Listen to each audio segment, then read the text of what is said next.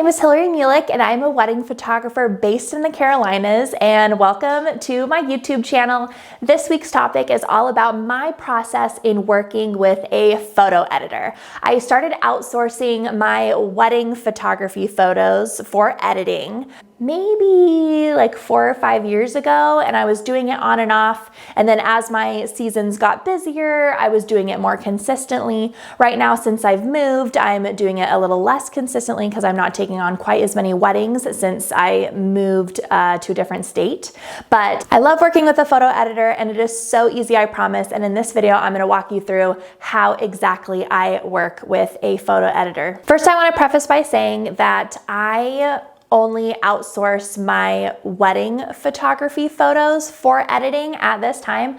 I edit all of my own portrait sessions. I just think the process in getting photos ready to be sent to an editor just doesn't really make sense to me to do that for portrait sessions, because portrait sessions have just such a small amount of photos that I can just a lot more easily just edit those and send those on my own. So I've been outsourcing my wedding photography photos for a long time, and this is my process and how I do that. So the first thing that I do, and I actually do this with weddings, portrait sessions, but I create my own Lightroom catalog for each session, each wedding. I don't edit multiple sessions in the same Lightroom catalog. I just create a new catalog every single time, and this is going to be really important when you are outsourcing your editing for a wedding, is you want to make sure it's in its own catalog and that there's nothing else in that catalog besides the photos that need to be edited. So I start off by just creating a catalog that is the date and the names of the couple for this wedding that I have shot. The next thing I'm going to do is I'm going to upload all of my already culled photos. So I cull all my photos in Photo Mechanic, and then I'm going to upload all of them into this new Lightroom catalog that I have created.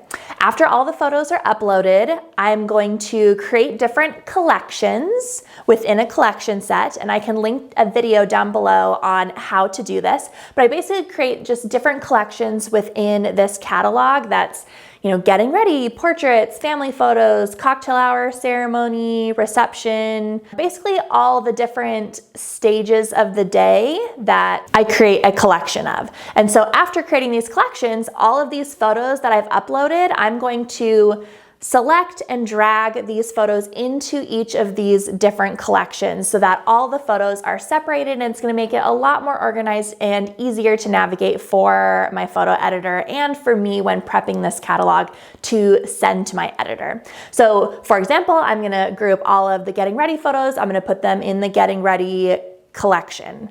And then all of the portraits, I'm going to put them in the collection that is labeled portraits, and so on and so forth, all the way until the reception. All the reception photos are going to be put in the collection labeled reception. So that way it's like little file folders within Lightroom, and all of your photos are just organized within these little file folders. Now I'm going to create one more collection that is labeled edited/sneak peek photos. So these are going to be the photos that I'm going to edit, that my editor is going to reference when matching those edits to the rest of the photos in the entire wedding. So I'm going to have one more collection that is labeled edited photos, and that is going to be just an additional little file folder collection on the side.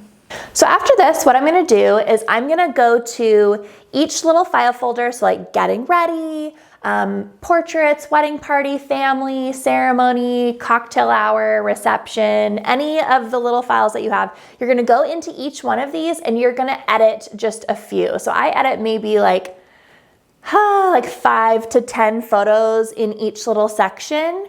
And then after I've edited these photos, I'm going to flag them as a certain color. So I like to flag my edited photos in the color green. And you can do this by going up to the toolbar in the Lightroom catalog, and when you've selected these photos, it'll say, do you want to like tag these photos as a different color, a different number? I usually just flag them as a color because it just makes it a lot easier to spot.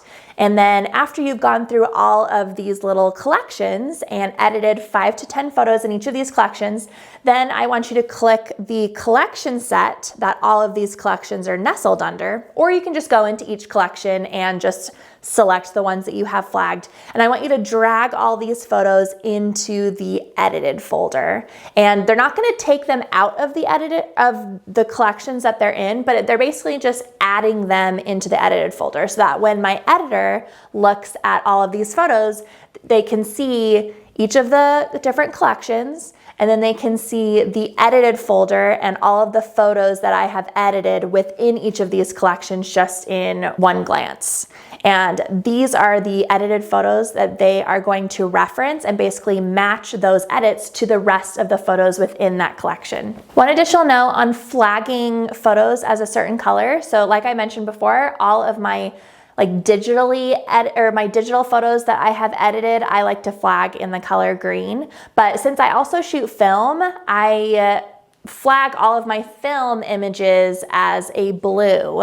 So you can pick whichever colors you want, but I just want them to know which ones are the film photos because those don't have filters applied to them. They have very minimal editing, and I don't want my editor to look at those film photos and try and match that to a digital photo because that editing will be completely different. So I just like them to know which ones are the digital photos that I edited and which ones are the film photos that I edited. So once you are done with this, you have now edited all the sneak peeks or just like the little groupings within the collections that your editor is going to reference for matching these edits to the rest of that collection. Next, what you're gonna do, you're gonna go into the collection set, you're gonna select all of the photos within that collection set, and you're gonna go up to File, I believe it is, and you're going to go down to Export Catalog and make sure that the preview button is clicked because you want, as the catalog is exporting, you want to make sure that the previews are being generated as well because that's going to be vital for your editor. After the catalog has been exported, I usually just compress that file into a zip file and I send it over to my editor, and then when they are done editing it, they compress that into a zip folder, send it back to me. It just makes so the file size is a lot smaller when sending it back and forth.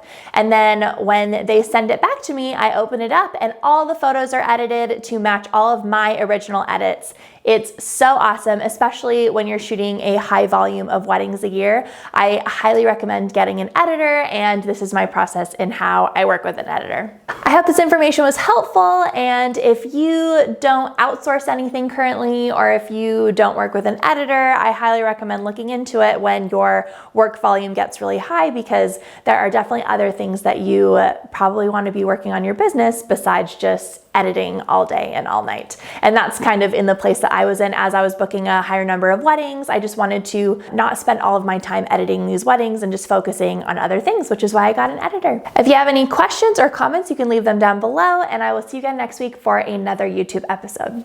Bye guys.